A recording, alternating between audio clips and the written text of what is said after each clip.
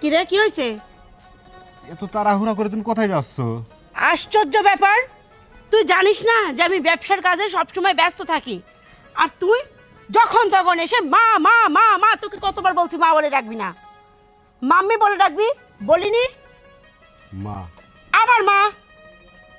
কি মা? কি মা? কি মা ডাকে গাইয়ারা? তোকে বলছে হয়তো মাম্মি বলবি, নাইতে আম্মু বলবি, আর তুই কি করিস? মা মা করিস। আর তোর কতবার বলছি না যে আমি যখন বাড়ি থেকে বের হব তখন কখনো পিছন থেকে ডাকবি না, তাতে আমার ব্যবসার কাজের অবনতি হয়। তোকে আর কত বোঝাবো রে রতন, টাকা পয়সা কারি কম তো দেই না তোকে। আরে নিজের মতো উড়া ফুর্তি কর, যেখানে ইচ্ছে সেখানে যা। যা না রে বাবা, আমাকে কেন জ্বালাতন করতে আসিস তোরা? হ্যাঁ, আমি তো বলি না যে ব্যবসার কাজে হাত লাগা, এখানে যা ওখানে যা, জাহাজে মাল আসছে মালগুলি আনলোড কর, একবার তো বলি না? তাহলে কেন আমার পিছন পিছন ঘুরিস?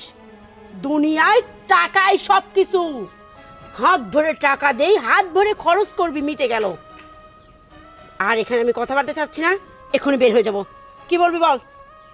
মা, আমি তোমাকে কি বলবো আর?